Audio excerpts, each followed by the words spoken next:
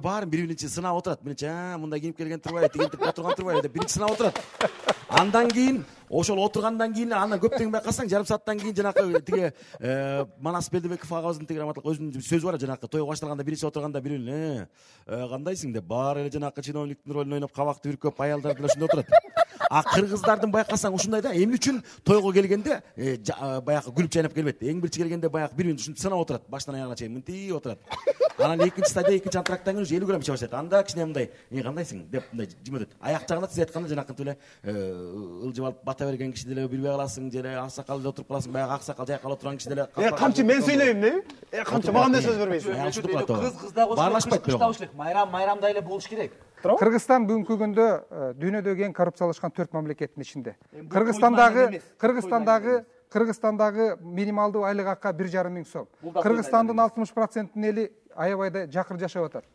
Кыргызстандын экономикасы бүгүн аябагандай оор абалда. Бюджетибиздеги дефицит 30% түзөт. Бул үнөмдөөгө себеппи же себеп эмеспи? Бул үнөмдөөгө себеп, бирок ким айтты майрамда үнөмдөш керек деп?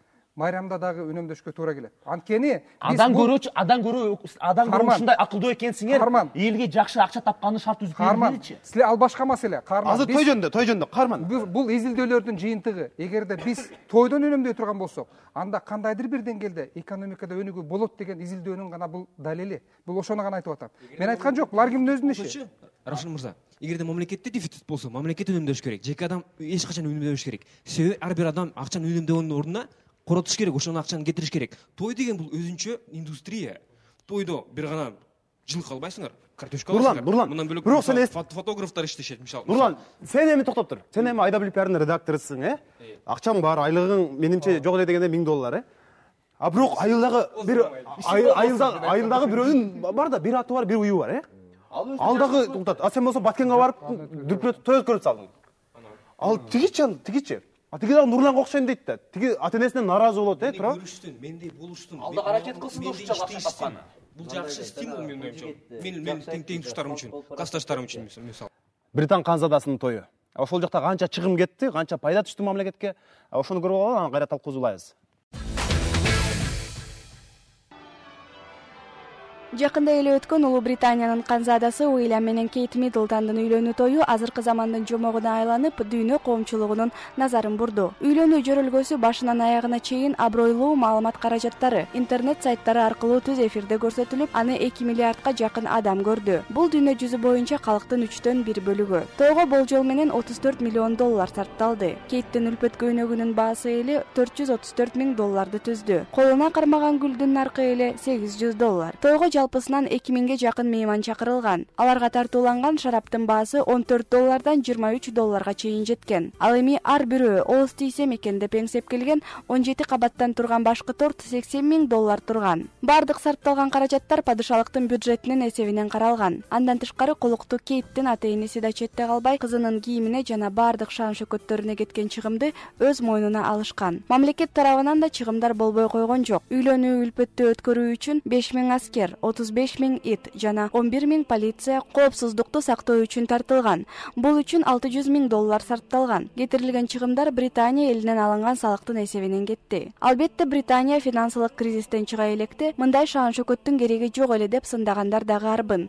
Ошол себептен канзаданын тоюн көргүсү жана уккусу келбегендер үчүн атайын лагерь да ачылган. А бирок жергиликтүү тургундардын көпчүлүгү өзүлөрү белгилегендей, канзаданын тою бул ханышалыкты дагы бир ирет ашыкча пиар кылып, туристтерди кызыктырып, акча таап алуунун булагы. Мисалы, үйлөнүү үлпөт өтө турган имаратка жакын жайгашкан үйлөрдүн ээлери терезелерин, чатырларын кыска мөөнөттөгү ижарага берип жатышты. Үлпөттү өз көзүбүз менен көрөбүз дегендер бул ижара акысы үчүн $160 миң чейин сарпташты. Өтө чоң пайданы сувенир чыгаруучу фирмалар табышты. Алар өз бюджетин $43 миллион толукташты. Бардыгы болуп келген туристтердин саны 600 миң адамды түздү. Ошентип бардык чыгымдарды эсептеп чыкканда, канзада Уильям менен Кейт Миддлтондун үйлөнүү тоюна $34 миллион сарпталса, кайра тойдон өлкөнүн бюджетине 1 миллиардка жакын киреше кирген. Ал эми Кыргызстанда өткөн үйлөнүү тойлорго кайрылсак, 1998 жылы Казакстандын президенти Нурсултан Назарбаев жана Кыргызстандын ошол кездеги президенти Аскар Акаевдин балдары үйлөнүп, чоң сенсация жаратышкан эле. Айдар менен Алиянын тою Ысык көл жээгинде гонорары кымбат ырчылардын катарына кирген Эдита Пьеха, Филипп Киркоровдун катышуусунда өткөн. көргөн. Бул болсо Данияр Усеновдун баласынын үйлөнүү тоюндагы кадрлар. Өзүңөр көрүп тургандай бардыгы байыркы хан заманындагыдай кийинип алган. Балким бул үй бүлө да өзгөчөлүктү издеп байыркы жомоктун каармандарына айланышкан окшойт. Кыргызстанда деле Британ канзадасынын тоюна окшобосо дагы дүйнөгө атагы таш жарган шоу-бизнес өкүлдөрүнүн миллиондогон акчага жалдап келип той өткөргөндөр жок эмес. Бирок Уильямдын тоюнда мамлекетке киреше түшсө, кыргыз саясатчылардын дүркүрөгөн тойлору өлкөгө чыгым гана алып келет. Элиза Кененбаева, Азаттык плюс. Кызыктуу сюжетиң үчүн рахмат, Элиза. Равшан мырза, айтсаңыз, ал эми бийликтеги адамдар, чиновниктер өзлөрү катардагы элдерге үлгү болуп, аш тойлорго чыгымды азайтып өткөрүп бере алышабы?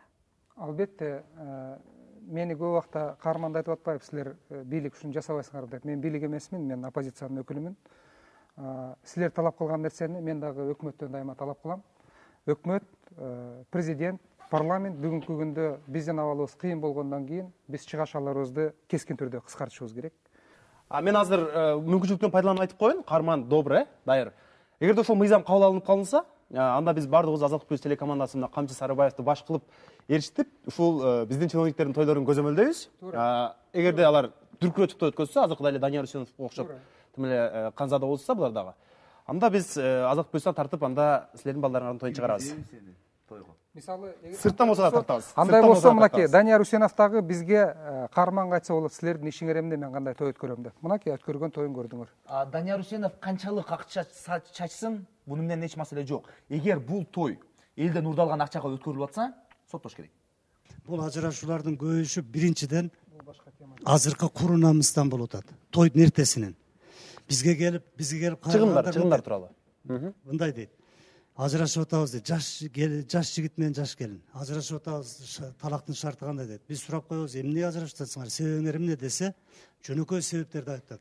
Менин ата-энеми, бунун ата-энеси сыйлабай, кытайский костюмчум коюп койду. Турецкий коюп койсо болбой беле. Ошондон бир болуп атат. Экинчи. Ушундайлар бар да адамдар. Экинчи келин келип атат. 3 жумадан келин, анан талак сурайын деп менден жолун сурап келди. Эмнеге талак сурайсың десем, айтып атат.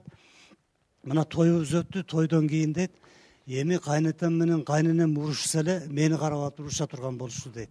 Кичине бир нерсе болсо эле, тур, кызмат кыл, жүгүр, биз сени мынанчага карыз алдык, мынанча акча сарптадык деп, сага мынанча акча сарптадык, сен үчүн кредитке үйүбүз да берилип калды, үйүбүз байланды, машинабыз байланды, сен жөн кыңк этпей кызмат кылышың керек. Дүркүрөгөн тойдун, көп чыгымдаган тойдун арты ажырашууга чейин алып келип атат деген ойдо айтасыз, э? Алып келип атат. Келиндер азыр банктагы келиндер болуп атат, залогдогу келиндер, кредиттеги келиндер.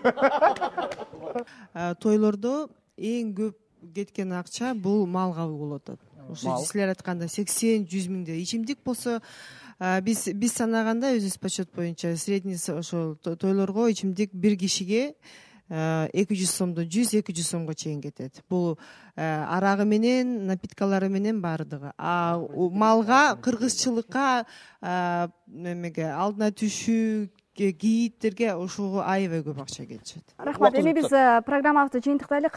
Равшан ага, айтсаңыз, сиз айылдагы орто жашаган үй бүлөгө үйлөнүү тоюн кантип өткөрүү жөнүндө кандай сунуш берет элеңиз? Мисалы азыр бир ата-эне баласын үйлөнүп жатат да? Күзгө жакын. Мен мисалы өзүм кандай көз карашым бар, ошону айтайын да. Эгерде мен кандайдыр бир жакшылык, жамандык өткөрө турган болсом, колуман келсе мен жакын гана туугандарымды чакырам.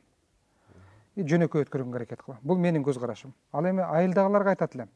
Биз кур намыс менен 5000 жок дегенде долларга той өткөрүп, 5 жыл карызга иштеп, бунун кереги жок.